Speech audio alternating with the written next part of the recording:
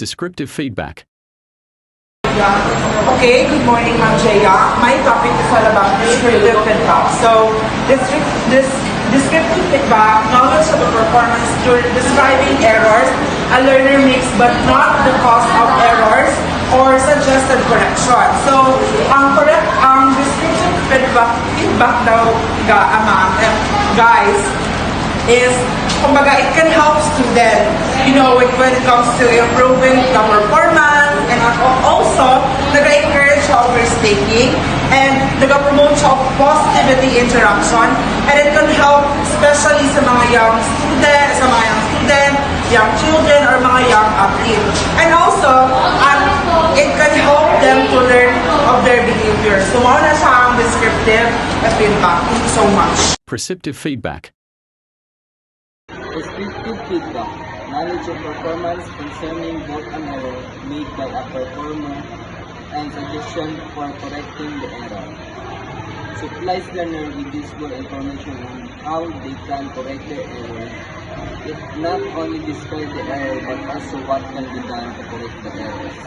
For example, really good involved sa kapila sa basketball team. Mo nang ang coach na supply siya descriptive feedback para makabalo ang team o unsay lang mali o unsay lang dapat tama sa ilang bulak. Kunyari, dili doon ang teamwork, mao na nag-anong coach na kung saan dapat nila ayusin o improve sa game. Tapos, mas effective po siya sa beginners kay ang beginners para makabalo ang beginner kung kaunsa niya, kung isa yung mali o kung sa dapat, kung kaunsa niya dapat itama yung mali o Erroneous feedback. Good morning, ma'am. This is my report, the erroneous feedback. So, erroneous feedback is augmented feedback provided in a conventionally correct and misleading fashion. So, this feedback is karang gahatag ka og karang misleading information is good, which is karang kunyari wala ni mo nakita kung sa ang ginahimo niya, and then naghatag na rin kag mga feedback na dili ma-apply sa iyang sitawit ka ng sa iyang ginahimo. So, muna siya erroneous feedback. Start. Good day, ma'am. So, since Miss Bagaboy is na-explain naman niya ma'am kung saang erroneous feedback, sa ako po ma'am is ingon ako kung sa mga examples sa erroneous feedback. So, since na-mention man, yung erroneous feedback is kanang naghatag siya feedback na incorrect or maka-affect siya sa performance sa isa ka individual. So, first example is blaming the individual. So, imbis na mag-focus kasi mo ang growth, so naghahatag pa ng kag-feedback, tapos nga negative, tapos gina-blame pa rin mo ang isa ka individual. So, second po is providing negative feedback without acknowledging strength. So, nag-provide ka og feedback sa performance sa isa ka individual na wala ni mo gisukat kung unsa ang or wala ni mo gikilala kung unsa ang iyang strengths nga gipakita. Mo lang gihatag is kanang negative nga feedback. Kanang basta man ang mga mali nga feedback imuhang mali nga paggamit sa feedback ang imuhang gamit mo na erroneous feedback. Timing feedback. So, let's move on to timing feedback, also known as feed forward. It is a method of providing corrective feedback or modeling to a learner immediately after a problem is noticed.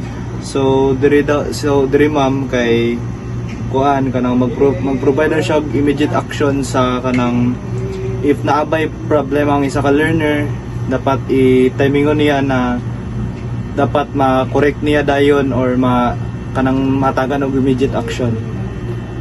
KR delay interval. KR delay interval, the period of time between the completion of a practice attempt and presentation of augmented feedback. So diri daw no augmented feedback means greater value or kuan kanang murag time interval niya sa isa ka presentation or isa ka practice. Post-KR delay interval. Is the post-KR delay interval. The period of time between the presentation of augmented feedback and the beginning of the next practice attempt of the skill for which it was provided. So, ang kani kay murag time interval gyapon siya pero between siya sa augmented feedback kag sa beginning of the next practice attempt, ma'am. Inter-response interval.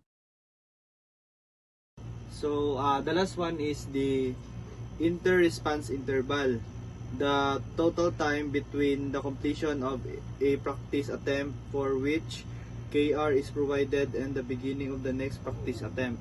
So, diri na magkuan ang total time sang isa ka presentation or isa ka practice kung pila ba ilang time interval or kung pila ilang time.